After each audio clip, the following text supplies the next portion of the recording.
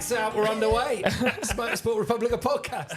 Ladies and gentlemen, boys and girls, we got Mr. Joel Kelso. Thanks for coming on, mate. How's it going, boys? Yeah, pleasure to be here. Mate, it's a bit of an annual tradition now having you on. 100%. As soon as you shoot me a message, I thought I'd definitely come on and speak to you boys. I appreciate pleasure's that, mate. here. Man, it's always a laugh, and you've actually transitioned with our podcast to all three studios.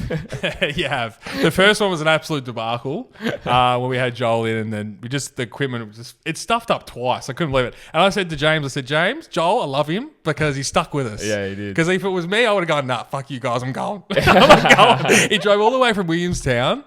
That's a long drive. Oh, people dude, don't know. even I wouldn't do that. I don't ride moto, so all right. So kudos to you, mate. Yeah, mate. When every time you send me a new address and there are another place. And we're literally not going to be here for that much longer, and we're changing again. So we're nomads. We just roll around. We are great nomads. You need a good sponsor to get you a proper podcast studio, don't you? I know. That's exactly what we need. Yeah. Yes, we do. Anyone listening, by the way? That was the airball for you. Yeah. Hit us up. We'll clip that. Thank you. Yeah. Jolie, what's been going on, mate? How's it been back in Australia? So good, mate. Just been cruising around, been busy, catching up with all the sponsors, friends, and family. Also, my mum came down for a bit. Nice. So, yeah, just making a little mid-season reset. Like I was saying before, I never come back to Australia. So, like in the summer break, it's not long enough. It's only like 3 weeks, but I'm like, no, bugger, I need it this year, especially after the injury at the last race. And like the last 2-3 races were a little bit difficult for us. I'm like, bugger it, let's go for a reset and have another crack at it. Yeah, man. I think it is so important to the psyche to come back, friends and family. I think it is one of the most. I think you have to do it. I mean, got to come back, see all the smiling faces, feel the support as well from home, because like everybody is rooting for you. So for sure. What do you do? Like, what do you do to chill out in Australia besides all the sponsor stuff? Yeah, well, I just to be honest, went down to Peninsula Hot Springs. Oh, I chilled out down there. Took the missus down there. Yeah, nice. Exactly. Yeah, just chilled out really, and spent time in the city. Just food, the normal things. Trying to show her around as much as possible, and then obviously, the major thing is always like catching up with my sponsors, filling them in from the first half of the season. Try to encourage them and bring them in for the second year, as in for next year. It's kind of just keep busy doing that, and like I said, catch up with family as well. When Mum came down for the first weekend, now this weekend, Crown's been nice enough to put me out the hotel for a couple of days. Oh, nice! So super nice to go spend a couple of days there this weekend. I'll go before I head off on Sunday. You're going to be in Crown this weekend. Yeah. Exactly. I'm going to see you there. Are you? I'm there on Sunday night and Monday night. I'm there Friday and Saturday. So. That's at 2 different times for Crown. Friday, Saturday, Sunday, Monday. If you're checking out, I'll be checking in. So, exactly. Bugger. There you go. Yeah, you're lucky you're not behind Tom. You don't want Tom's room after him. I can imagine. You don't. It smelled like just dead fish or something. Oh, geez, that's a bit harsh on the missus. Hope the missus doesn't watch this. Zero chance. Do you miss riding, or is it just good to have a break? I started missing it probably like 2 days ago. Yeah. And then I'm like, I still got obviously the fracture in the foot. And I was like, nah, bugger, I need to go try a ride this weekend. So I'm going to pick up a bike tomorrow and then, give it a crack on Saturday and Sunday to see how the foot is, and also get some fitness in before the next race. Because I can only do gym work, but there's no cardio to it. So I want to do some cardio, bring up the heart rate a little bit, and get ready for Austria, because the second part of the season's so full. Yes. If I don't go into it with a bit of fitness, I'm just going to be absolutely knackered, and you're never going to really recover that. I just try to go for a ride this weekend. Yeah, the hunger's back as well. I try not to ride until the hunger's back. And the hunger's already back after a week and a half. Yeah, you're on about the full fixture, because you're fitting in half the season in about 4 months, aren't you? Yeah, exactly. So it's just one after the other, and all flying everywhere, obviously, as well. So that's the biggest thing. Like going from races to races in Asia, because you don't have any time to go home. Like even in between Barcelona and Austria, Hungary, and Barcelona, I go home each time, and you still get 3-4 days of training. And there's 1 week off as well, so I get 1 week of complete training, and so you're still keeping up the fitness and even if not building. But then in Asia, what do you do?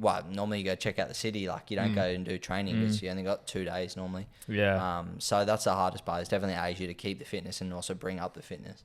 With your broken foot, Massive crash, by the way. Massive and crash. I messaged you. I said, nothing on the TV about it. It was a bit just harsh. CCTV footage, wasn't it? Yeah. So I got the CCTV footage because it wasn't on the live Yeah, coverage. Jesus. So. Very well supervised. That was a waterfall, wasn't it, down in Saxon Ring? Well, so I had both of them, didn't I? So Yes, I you had, did. Yeah, Saxon Ring the week before, the one in Czech Republic.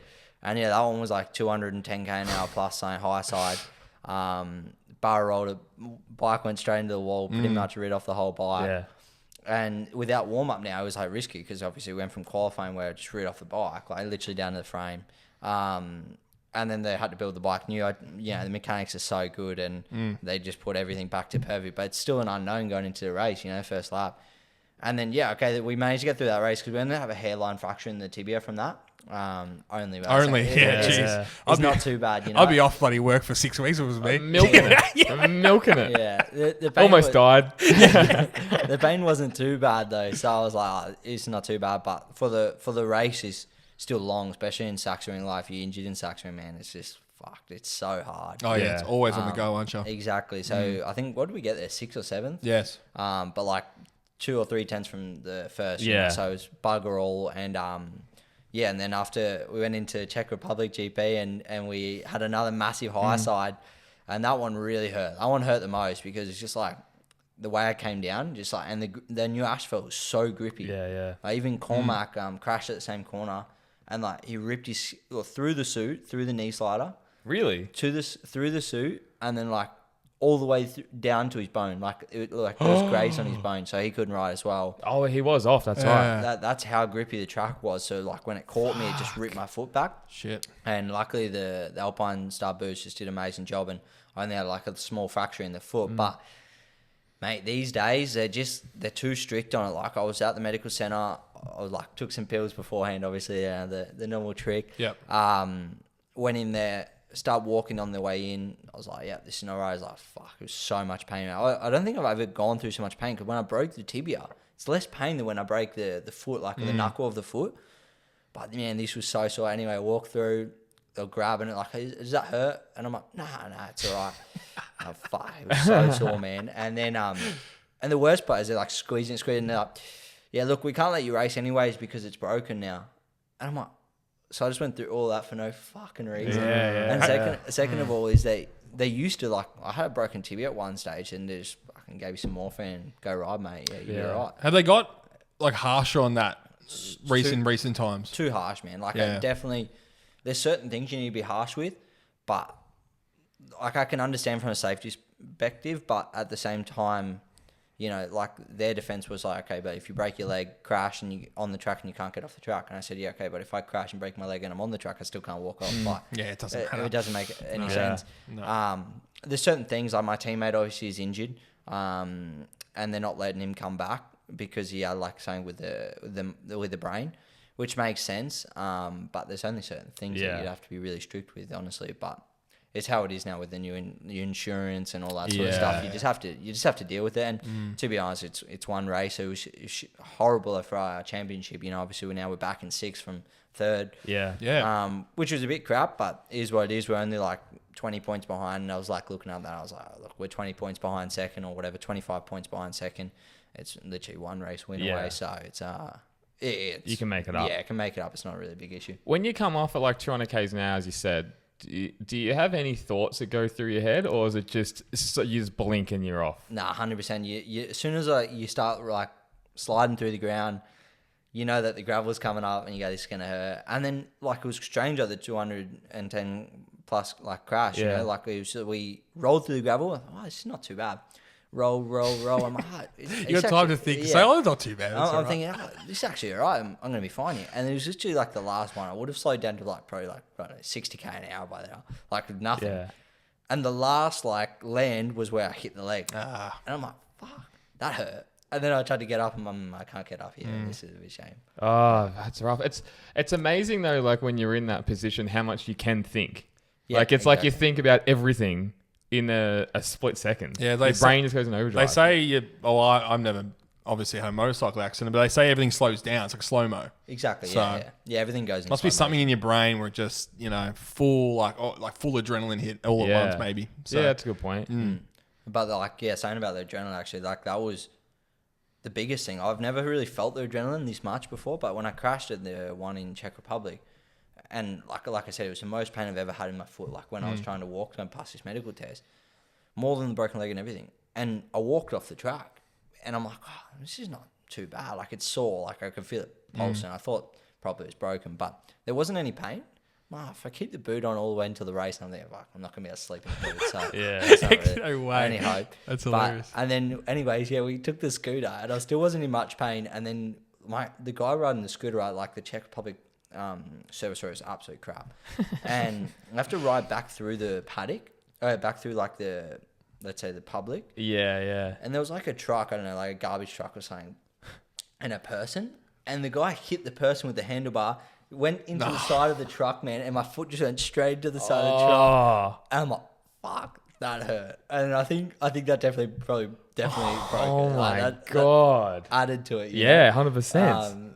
Yeah, and I'm like, mate, what? Yeah, he's like, oh, no problem. Because like in Czech Republic, man, they're so loose, they don't care. Like, he's like, no problem. I'm like, yeah, problem. Like I hit the truck, Oh, a nutcase. Yeah, like we didn't crash, but like we made proper contact to the side of the truck. Anyways, yeah. Adding insult to injury, my goodness. Exactly. That's funny. That's crazy. What's been your moment for this year? What's been the moment of the year for you? You've had some great results, and we loved in Jerez, I think it was, you had the podium with the dog, and obviously you got the dog and all that. Show us through that. What was that feeling like? Because we're all at home screaming and yelling, so excited. So yeah, it was mega because Jerez is a track that I don't really love. It's always a track that like all the Spanish, all the Italians go super fast at, and the whole field is Spanish or Italian. Yeah. So the whole field's super fast. And when I got the podium, first of all, going into the race, I was like, I really want to get a podium because this will give me a boost that for the rest of the year I can fight for this championship. And yeah, so going into the race, the target was that. And then when it actually happened, I was like, this is sick. And then my team rocked up with the poster because we spoke about it before, but I completely forgot about it. The poster of getting the dog and stuff. So then I had to show the camera because my missus wasn't on board. But if I showed the camera, she couldn't say no. So that was my plan behind it, And it works perfectly. I now have my dog. He's getting babysitted over in Europe at the moment. Nice. I can't wait to get back to him. And yeah. Oh, good on you following through with it, man. Yeah, like man. you Awesome. said you were going to do it, so you did it. So good. But no, the highlight for me this year would probably be like Le Mans. Just in mega, wasn't it? Like I led every single lap. It was unfortunate that the bloody I know. dickhead hit me out of the way. Yeah, But I in the know. last corner, it was never going to happen that pass. But anyways, it is what it is. It's racing. It is That was your last best corner. race I think I've ever seen you do. But yeah, it was a mega race. Like the best race I've done definitely to career date. And it was just we won for our first victory, and it was incredible. We just split the field up.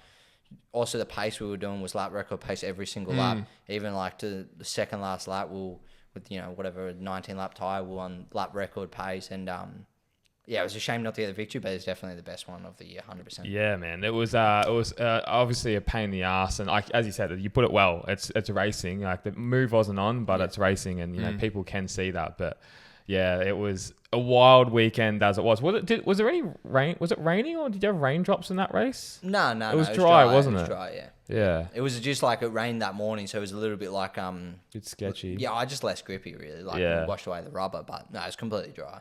It must be a cool podium in Jerez, and then obviously racing so well in Le Mans, like two massive rounds where like the fans obviously just go crazy. Well, the cool part was it was pretty much 4 in a row because America we got the podium. Yeah. Then Qatar were 4th, but like less than like 0.002 of a second away from the podium. Yeah. So that felt like a podium. Like just the race was so hard.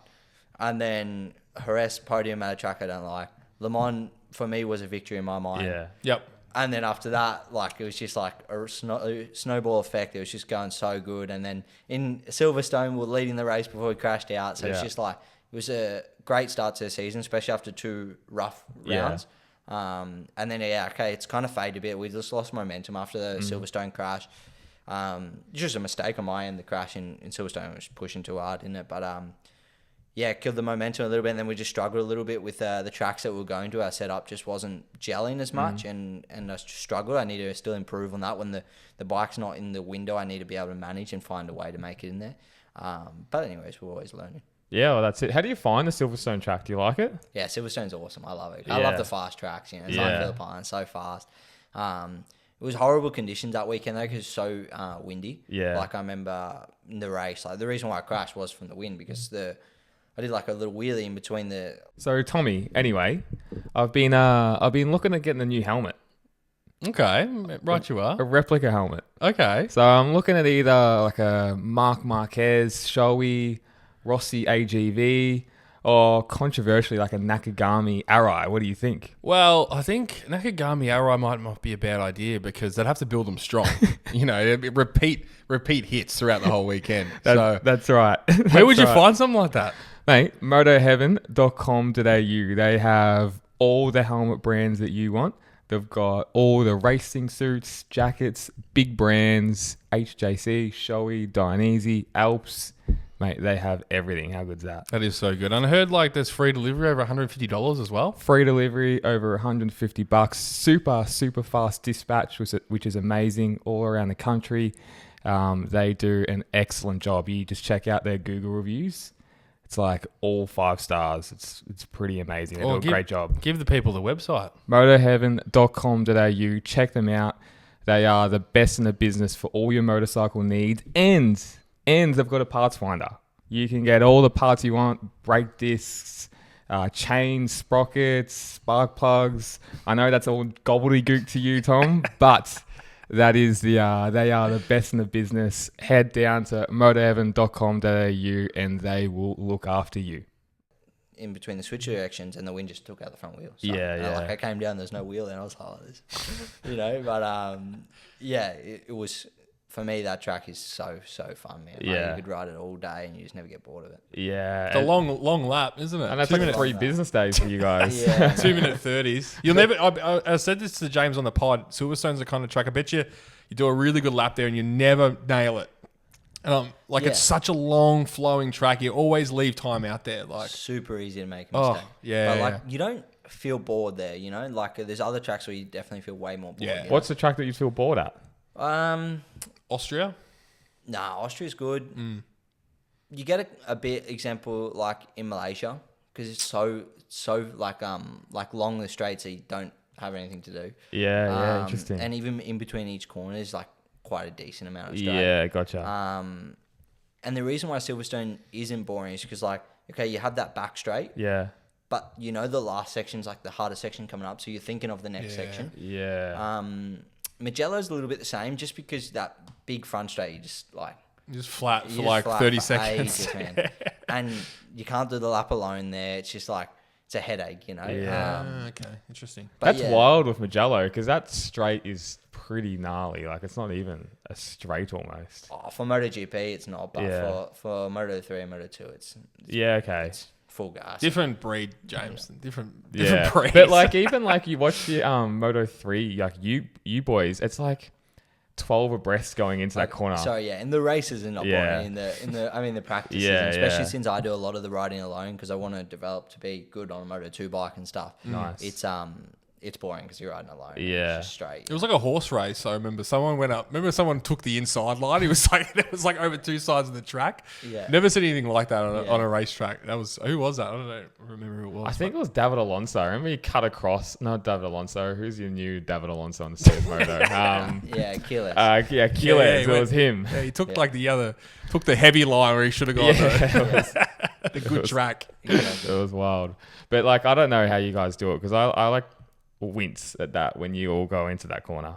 And everyone sways. Like, it's just all over the joint. And you always kind of just come out the other end. It's it's not too bad like going into turn 1. The hard braking zones are quite easy to manage in the group. It's more, like you said, the swerving on the straights. Because you don't have time to react when they swerve, because it's like, like in traffic, when one person stops, the next person stops even faster, the next person, It's the same with the swerving. It all starts like a slow swerve, and by the end of it, it's like a massive corner, You put a lot of faith in the other riders. 100%. That's the difficult thing for me to watch. I go, geez, he's got to trust him. He's not going to lift or he's not going to change directions because you're on his ass. Exactly, It makes sense, though, to do all that in the lightweight classes, because by the time you get to obviously Moto 2 and then Moto GP, like the stakes are so much higher again at 360 k's an hour. So if you learn to obviously do it in Moto 3 where you're doing 200 and something, by the time you get to Moto GP, I guess you trust it and you know how it works. For sure, but they're still they're changing the category, aren't they, in 27? Yeah. Just because at the end of the day, like the tracks example, even for me this year, the tracks where you can ride alone, I've done podiums, I've done good results because it shows more the rider's ability and what they've been working for during the practice sessions and be able to ride fast alone and know how to go fast around a track. And then you go to some tracks where you can just see like this strange people at the front that you just know it's because of the slipstream, you know? Yeah. And it's good. But at the same time, then when you step to Moto 2, they all struggle. And then it puts a bad reputation. It's hard to make like a good feeder class. Yeah. So that's why they're going to make the Moto 3 a bigger CC in the future. Yeah, they're talking 500cc twin. Yeah, 500cc. Yeah. It's going to be, will be different. They don't need to, like, for us as viewers, though, like, they don't need to do much with this sport. Like, it is legitimately the best racing in the world. And Moto 3, we always say, is the... Like, you go sit down on a Sunday night and you watch Magello Moto 3 race. Like, you won't find a better race. You will not find a better race. Exactly. Like, it is amazing. Yeah, 100%. It's so exciting. And then Moto 2 for me, and hopefully we'll touch on this shortly, Moto 2, a fantastic racing. Like, 10 years ago, I skipped Moto 2. Well, when I first came in, when on the Hondas, it was no good. But now with the Pirelli, it's made it really interesting. Yeah, true. I think the biggest thing was the Pirelli. Is what made it close racing. Now it's good to watch, you know, because it's close racing, but still like, it's like kind of like MotoGP. There's 2-3 rider groups, you know, which is cool because it's better to watch because, like you said, it's you can focus on like each battle and stuff like that. So it's interesting. I like the Moto 2 class now. For sure. Yeah. Before I never watched it. I was like, oh, this is boring. It's one person breakaway. And it's all it was. Yeah. And Red Bull KTM dominated it for like years as well. It was weird, you know. How do you find the Pirelli tyres? Obviously like them. Yeah, they're great. They I don't know how they'll be for MotoGP, but they're great for the Moto 3 and Moto 2. They're great. Like especially even like it brings in that another element even for Moto 3 that you know you have to manage the tire wear, which is really cool. Yeah, because that's obviously cool. when you get to Moto 2 and MotoGP, you have to manage the tires. Yeah. So it's no brainer that they bring that into the Moto 3, and it's worked out super good so far. It's like Moto 2, and Tom, you always notice this how much. Like managing tires is a big thing, and a big example is it always seems to be Alonso Lopez will just destroy his tires 6 laps left, and like they go off a cliff. Yeah. And it's like he's just riding on a flat rear tire. It's Same amazing. As Tony Arbolino as well. Yeah. He struggled with the new tires as well. He was looking like a MotoGP bound, and then who knows where he's going to be in a couple of years. Really struggling. Yeah, exactly. And in the wet, he might show a little bit of glimpse, but still, you know, you got to be a complete rider. There's 1 or 2 races in the wet. Yeah, exactly. Yeah, that's a good point. But it's, I mean, that Moto 2 category, I don't know how you feel about it, but it feels star-studded. Like there was a lot of good riders in there, stacked field, you know, so... 100%, but I think there's a lot of older riders in there that need to come up and needs to be some newer breed because, look, all the new riders now. You know, they're doing way better. They're doing top 10s, you know. This is where you need to bring up Moto 3 riders, but it's hard. The Moto 2 riders, the Moto 2 teams don't want to take up Moto 3 riders. But there's people like Tony Arbolino. There's countless people, so I'm not going to name, but there's countless amount of people that's been there for 6 or 7 years. Show nothing. And they're going backwards. Yeah. Like Tony that was fighting for the championship and meant to go MotoGP, and now like mate, top 15s of podium. We read out the results every week, and it's like 17th, 18th. Like, dude, like exactly. You got Senna, 19 years old, and he's finishing on the podium and doing really well. So, young talent coming through. Same as MotoGP, they're really conservative with signing young riders. I mean, like Morbidelli's probably been there a couple of years. Well, that's because of La Familia, though. We always talk about that. Yeah. You know, they've got to stick together. Sort of thing. But like, I mean, I think, spots are going to start opening up, and I think Guru is showing that. He showed amazing pace at the start of the year. So 100%. Also, Firmin's doing super good. So, which was a shock for me, to be honest. I don't think wasn't ready to step up to MotoGP. Finally, he had to kind of thing. He had that HRC contract. And you're not going to turn it down. But at the same time, was probably too early for him. Which is a shame because now he probably needs to go back to Moto 2. Looks like, anyways. And then restart his career kind of thing, which is a bit of a shame. It's a hard one with Chantra, it really is, because, and obviously it's a whole sponsorship thing, and you could see that coming from a mile away. Yeah, but unfortunately, this is a sport. Like, what I'm dealing with in Moto 2 is the same. It's all about the nationality and sponsorship. It's making it difficult, and it's a part of the sport, unfortunately, but it's a shame because he was fast. He had some podiums in Moto2, was a strong rider. And if he probably stayed that another year, he probably could have fought for the championship and then stepped to MotoGP and had the confidence and done well. Yeah. Now he's got to step back to Moto2. Then let's see how he takes it, because also for the mentality side of things, it's horrible for him to step back from MotoGP. It'd be harder than go back to MotoGP again. Like, 100%. that's very hard to do. Exactly, Yeah. exactly. You know, like the only person that's kind of stepped back is Tony Elias. Like he did it and then won a title or 2 titles or whatever he did. And but that's like different circumstances because he went into the inaugural Moto2 year, so it's like different again. Yeah, 100%. But nah, it's it's interesting. Moto2 is very interesting at the moment. So how are we looking for next year, Jolie? Can't comment on it, to be honest. I don't really know much at the moment. Like we're working for it, but it's just difficult, mate. Like all the teams are Italian or Spanish or from Europe at least, and a lot of their sponsors want European riders, which makes sense. But at the same time, like there's an Asian team for all the Asian riders and Japanese, all them riders, but there's not like an Aussie team, so it makes it more difficult. And the Europeans want that. There's still a possibility. I'm waiting on it, but it's looking more and more difficult each time because at the end of the day, if the sponsor of that team that's tipping in the couple $1 million it doesn't want or wants his own kind, let's say, like his own country men there, it makes sense. And if not, we just need to keep working for it. We can't give up. We just need to do better results and make it happen. And finally, if you're winning every single race, they can't tell you no. So exactly, the new goal would just be go do another year in Moto3 and focus on winning that championship because they can't tell you no, and maybe even then by then Liberty hopefully can help bring up other nationalities, and especially if you're winning the championship, can help with that. I was going to ask you about Liberty Media. What's your thoughts on all that, and do you already feel a shift in the MotoGP, I guess, fan space or just a space at all? Not yet, but I think it will be great for the sport because, like I said, at the moment it's all European based, and with 4 races in Spain, it makes it more and more difficult. I think it would have been great if Liberty was in a year ago because maybe my chances to go to Moto2 are more high now. Because obviously the results already been good enough this year to step up. Like I know that I can't say, but I know there's a guy stepping up from Moto3 that's way behind me in the championship, but just because of nationality.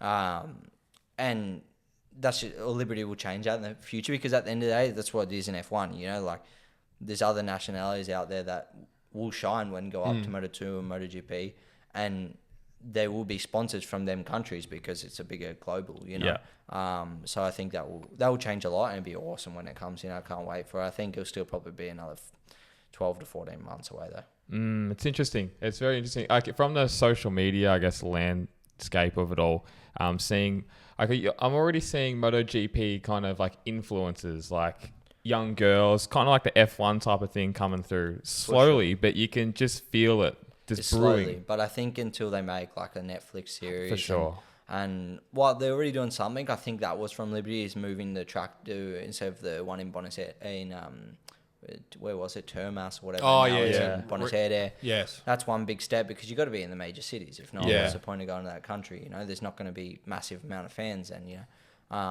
and F1's all about making sure they have big numbers almost everywhere they go. And I think that will be great. And the same for Australia.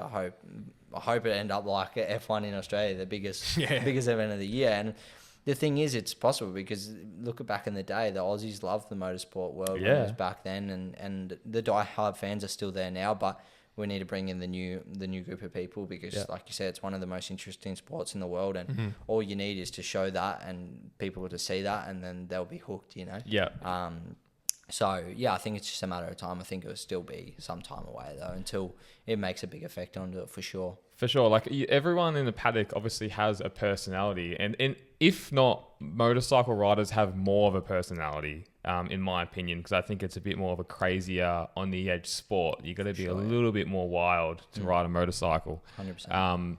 And then, like, there's just, I think it could easily work. And with how F1 fans are, like, they already kind of know what MotoGP is because it's already so close. Like MotoGP riders know F1 drivers and vice versa. Like it's very, very close to the pinnacle of what, car racing and motorbike racing. So I think it really is brewing. It's just going to take, maybe 12, 14 months. They'll do a Netflix doco. I think they're doing a Netflix doco on the Rossi Marquez incident to like really reel everyone in, hash that old news. Yeah, I'm not sure. I know that they got like a movie coming out, but still that was from like MotoGP itself, like not Liberty. And they're not going to put it on good like they did the last time in Prime. Where was it? It wasn't even Prime. It was something. Oh, we couldn't even watch it. I mean, it was weird. It was weird. Yeah. So, they got to make it for the masses. Exactly. Yeah. But that's the problem. Will take time because making a Netflix series takes good 12 to 14 months. You know what exactly. I mean? And then it has to kick off. Yeah, exactly. And then it's got an air, and then everyone's got to get involved. So it'll still be time, I think. I think it's inevitable. I really do think it's inevitable that it's. We're having this conversation today. No, we were having this conversation today on the phone. We're like, MotoGP is gonna boom.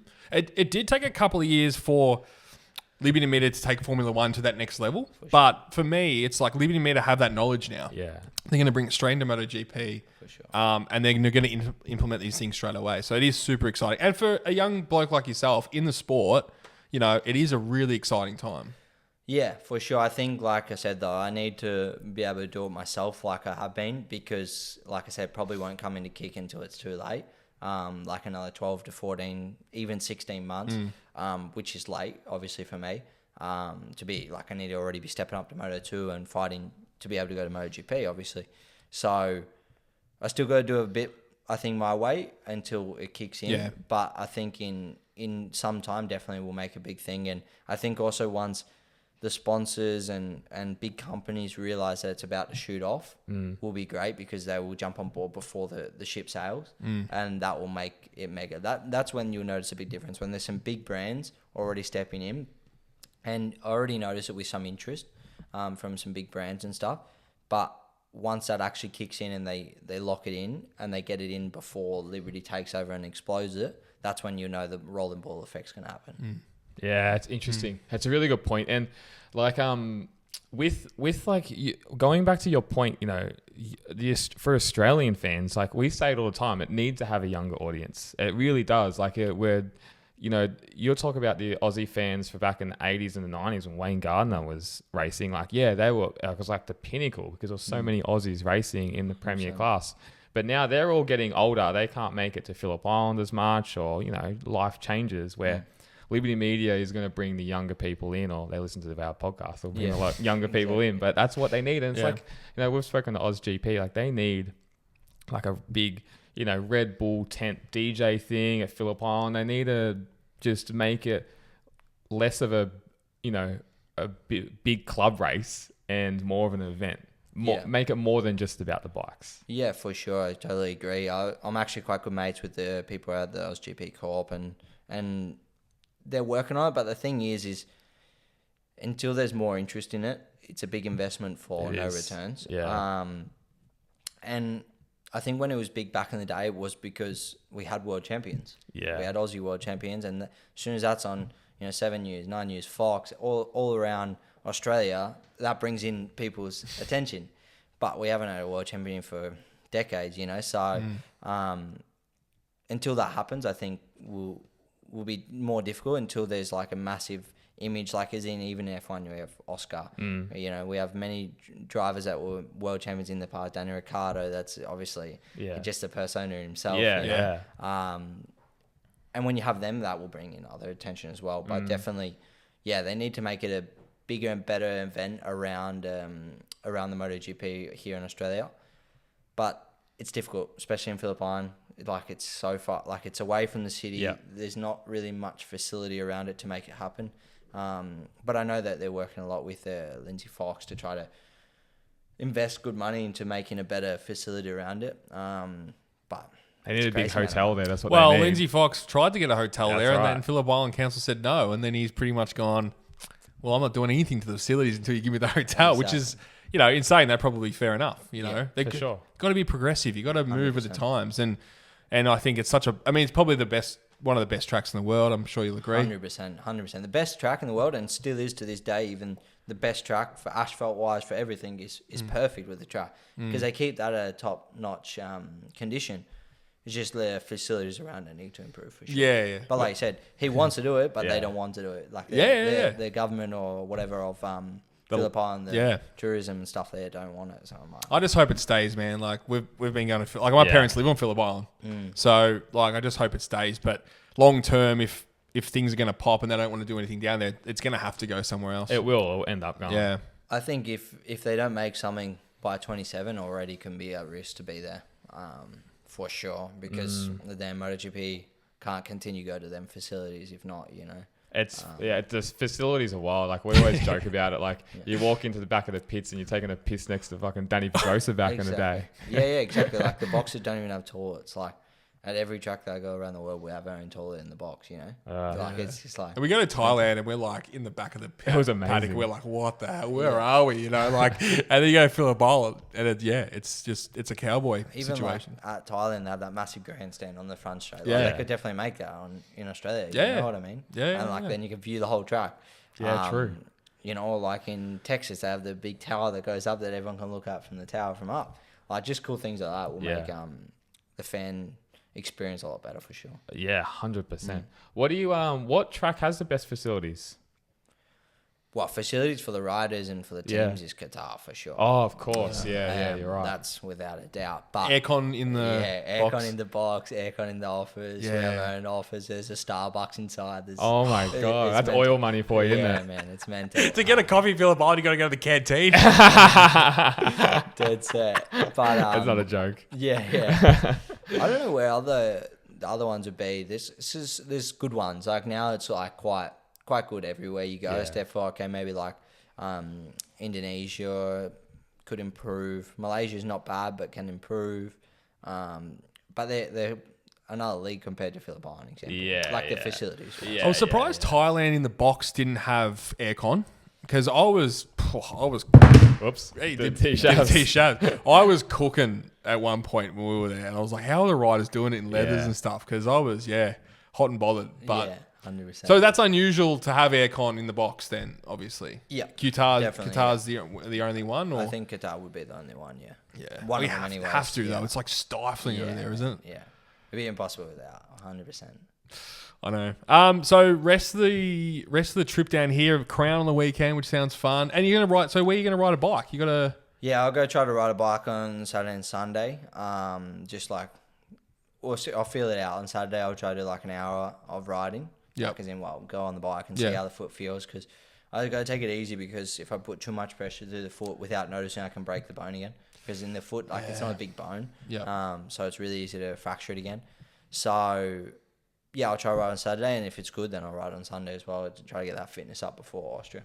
Yeah. No big jumps, mate. No big jumps. I'll try not to do any big jumps. Just be an emu and just roll over everything. 100%. Yeah, at the end of the day, it's all about the cardio, so I don't really have to do the jumps. What about with your foot with cardio? Can you cycle still or do like elliptical? Or is it just can't? I was doing a bit of cycling, but it was, like to be honest, the foot was only really walkable and like be able to put pressure on it, like good amount and walk more or less normal. Probably like 4 days ago. Oh fuck! So, really? yeah. That bad? Yeah. Yeah. Okay. Fair enough. And then it was only a week and a half ago. Well, now it's 2.5 weeks ago. But Yeah. you know what I mean, like until Yeah, then, yeah. like That's fair. on the first week and a half, you can't really do much on a broken foot. Nah, So, fair. Like fair. I mean, they wanted to go in a moon boot, and I was like, no, I'm not doing that. It'll be right. Just take some pills and we'll walk it off. Yeah. Fucking hell. You know, because they're like, mad. oh, you're not going to re-break it if you just walk. And be Yeah. normal. So I'm not wearing a moon boot then. Like, what's the Yeah. point of that? You know? Yeah, that's just more of a pain in the ass. Yeah, exactly. What do you do for hobbies when you're back in Europe and you're kind of doing the whole European thing? Like, is there anything you do between races? Not too much, just train. But I'm going to start changing that. 'Cause I'm getting bored of like just Europe. Like as in every single time it's the same thing: training to the track. And that's why I love coming back to Australia because it's just something different. I get a reset and all that. So I think I might start like some golf or something, mate. Honestly. Yeah, okay. Yeah, start some nice, golf. nice. I'm going to start some swimming as well, I think. Yeah. Now I got my dog. I'll be able to take him walking because I got the dog right, but you can't take him walking for the first like 3 months of their life, you know, because you have to get all the injections and stuff. Yeah. So that'll be good once I have the dog. Now once I get back, I'll be able to already take a walk and stuff. So Nice. that'll be something different. Take it to the mountains, go hiking or whatever. Yeah. Are you in Andorra? No, No, I'm in Barcelona, like Barcelona. 20 minutes away from Barcelona. So just 20 outside the minutes city. away from the city. Yeah, Okay. exactly. And the track's like 20 My- minutes away from the city, isn't it as well? Yeah, I live Yeah. 20 minutes from the track. Yeah. But like you don't go to the Barcelona track much, but Yeah. there's the Rocco Ranch that's right next to the Yeah, track. yeah. And then I train In Alcaraz, about an hour drive, 50 minutes. A go-kart track, it's about 35, 40 minutes away as well. Good place to live. Yeah, good place. In the middle of everything, really. And close enough to the airport as well, 30 minutes to the airport. So. That makes a massive difference, 100%. And, dude, Spain life is just sun and beach and going out for dinner every night. Yeah, but I'm not doing that because I'm racing bikes. So at the end of the day, I'm training. You're stuffed every night. You just exactly. Yeah. Like I train from whatever. Get up at 6, leave out 6:30, get there, train at 7:38, and then train until lunchtime. So 12, 1 o'clock. Go home, have lunch. I'm knackered after 4 hours of training in the morning, and then maybe take a coffee or whatever in the afternoon, like I don't know, or Coke or whatever in the afternoon, and chill out with the missus and the dog. Really, that's all I do. But it is nice. Like, if you're there for a holiday, it would be awesome. But since I'm there working, let's say, well, let's not tell the Spanish government I'm working there. Let's say I'm on holidays, but technically working there.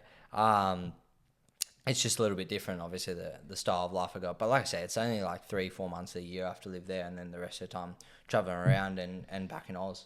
So training, is that all mostly like motocross, flat track?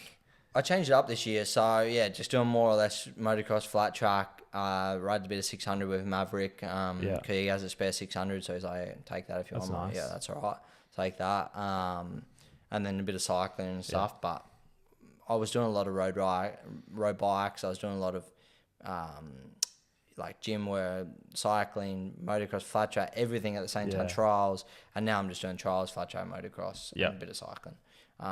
Just change up because you got to enjoy what you're doing. So I started doing it whatever I'm enjoying. Yeah. Otherwise you go crazy and then you won't like it anyway and you won't push hard enough. Exactly. Well, you're not hungry, are you, when you get to the race weekend? So I started doing that this year and it's changed. I'm loving it. I'm enjoying racing, enjoying everything that's happening around me. So good support crew around me, got everything, good sponsors. I'm happy. Mate, it's all happening. Yeah. I need to ask you before, because every rider seems to have it, but before a race, do you have any like weird superstitions? 100%. I don't first of all, I don't change any of my rituals. I can't say them all because I don't know them because every single weekend's the same. Okay, I don't change it. But one of them is definitely always put like left sock on in the morning, left leg in, left glove, left boot, left leg through the leathers, everything to the left. And what else do? Do you like kiss the bike or something like that? No, not much with that. I have to obviously shake their hands on mechanics just before I go, or fist bump, whatever. Yeah. Always do my mechanics, and then the rest of the time, like 20 or 30 minutes before the race or whatever, I'll just be completely alone and I'll stay by myself, and my assistant will go to the box and set up the box or whatever because I don't need them. I got all my leathers in my GP room and stuff, so it's not too bad. Yeah, right. Interesting. I like it. We had the bros on for a pod. I'm not sure if you listened in. Oh, you did? Yeah, you had poor Jack in tears at one point, explaining where you guys first went to Europe and everything. It was a really, really enjoyable listen. Obviously some crazy stories from back in those days. Yeah, massively stories. Very I think. wild.